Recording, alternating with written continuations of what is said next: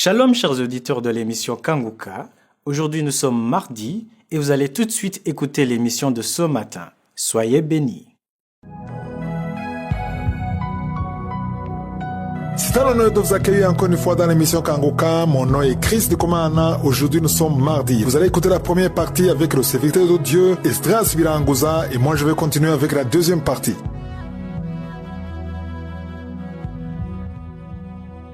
Shalom. Parmi vous, il y a des gens qui sont dans la confusion, dans le désespoir, dans les lamentations. Ils se demandent comment ils peuvent vivre une si mauvaise situation alors qu'ils prient, alors qu'ils jeûnent, alors qu'ils ont pris la décision d'abandonner le péché. Parfois, on se dit que le fait de prier, d'être intègre, d'aider les autres va nous préserver des problèmes. Lorsque nous rencontrons ces problèmes, alors, on ne va pas comprendre pourquoi ça nous arrive. Il y a une réponse que Dieu veut vous donner aujourd'hui. Lisons dans Jacques chapitre 1, versets 2 à 4. Il est écrit: « Mes frères, regardez comme un sujet de joie complète les diverses épreuves auxquelles vous pouvez être exposés. » En fait, si on s'arrête déjà sur ce verset, on peut se lamenter. Comment est-ce qu'on peut se réjouir des épreuves que nous rencontrons? C'est dur, c'est fatigant et parfois ça te fait pleurer. En quoi alors on peut s'en réjouir? On ne se réjouit pas de la souffrance, mais on se réjouit de ce que cette souffrance va produire en nous. Ces épreuves, ça va produire quelque chose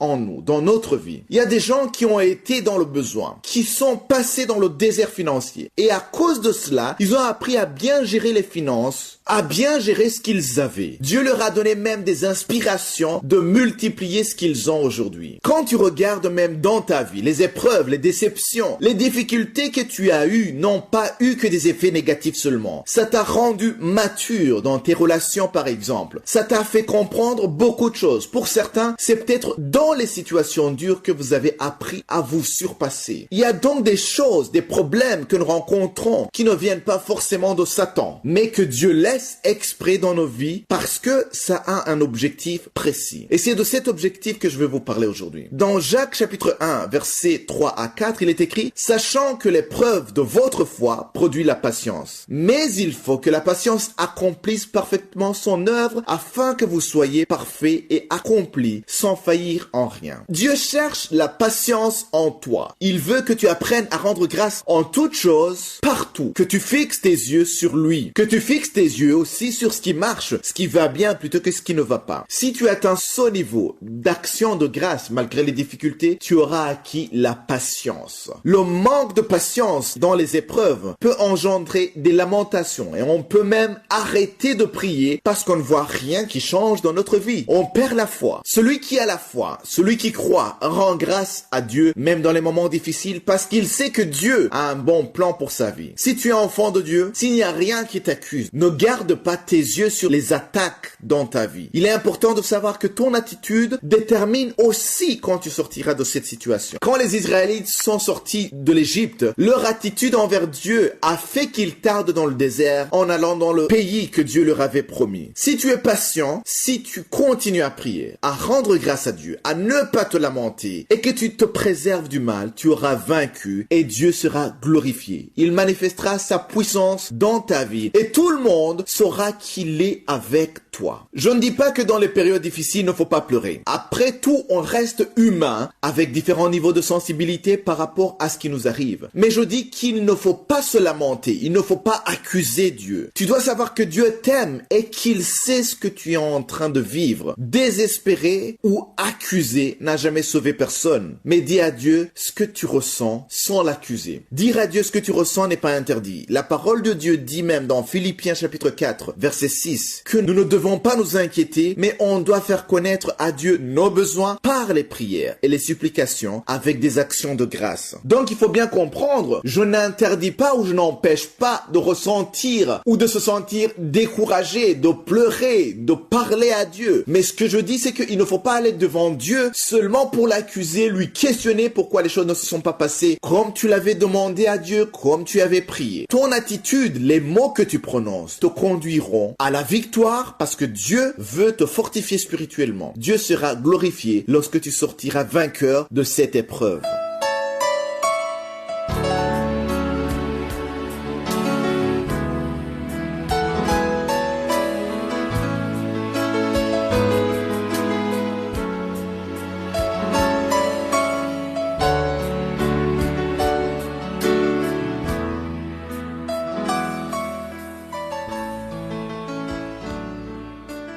Nous sommes maintenant dans la deuxième partie, c'est-à-dire le moment de l'enseignement, et nous continuons avec l'enseignement que j'ai intitulé « Le commerce des prophéties et des miracles ». Comme je vous l'ai déjà dit, il ne s'agit pas seulement des prophéties et des miracles, mais il s'agit de tout don du Saint-Esprit. Le don du Saint-Esprit doit être exercé gratuitement selon Jésus. Et comme je vous l'ai annoncé hier, lorsque j'ai commencé à parler principalement des prophéties et des miracles, j'ai également parlé du don de chanter, le don de chantre, des musiciens, et j'ai remarqué que ce sont les chantres qui ont plus réagi par rapport à cet enseignement. Les chantres ont mal interprété l'enseignement, ils ont compris que je disais qu'il fallait payer les chantres. C'est pas ce que j'ai dit. J'ai dit qu'il faut s'occuper des chantres, il faut les donner de la valeur, de la même façon que vous valorisez les pasteurs, de la même façon que vous valorisez les anciens de l'église, parce que les chantres ont un rôle très important dans le corps de Christ. Ici, je m'adresse particulièrement aux églises en Afrique. Les chantres ne sont pas là juste pour chanter, mais ils ont une mission très importante parce que la louange et l'adoration attirent les anges, ça attire la présence de Dieu. Quand le roi Saül était attaqué par un démon, on a amené David. David n'a pas chassé le démon au nom de Jésus, mais David a chanté, il a loué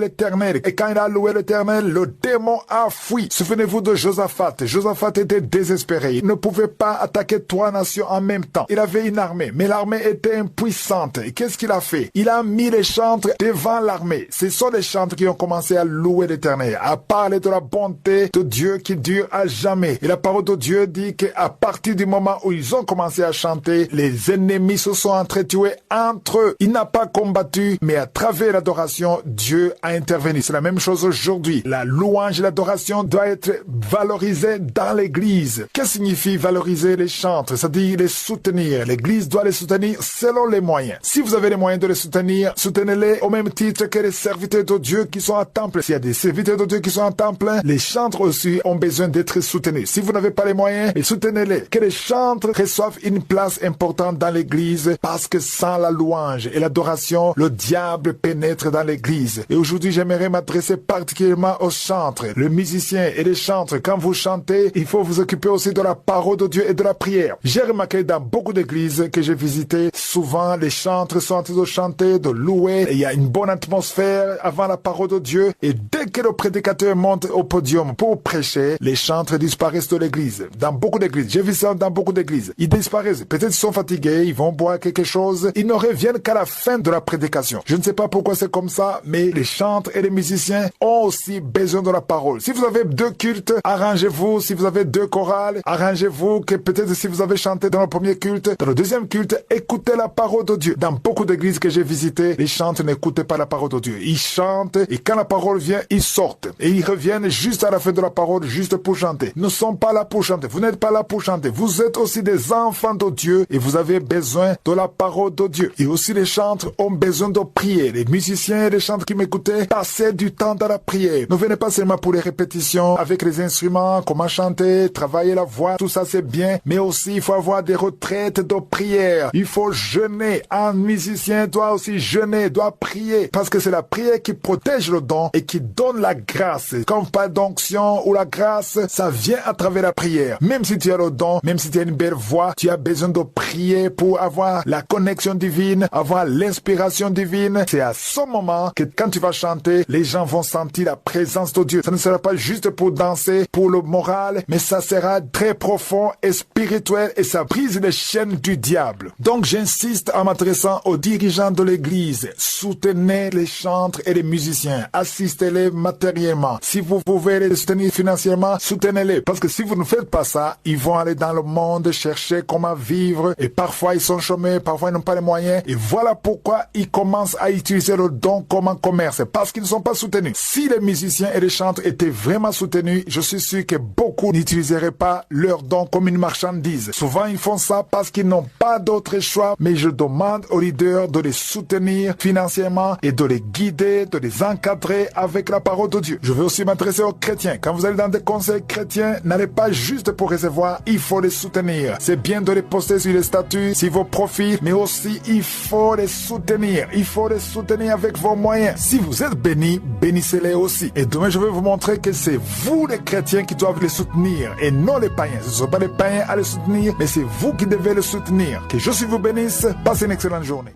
J'espère que vous avez été édifiés N'oubliez pas de cliquer sur la cloche afin d'être averti chaque fois qu'une nouvelle vidéo est postée.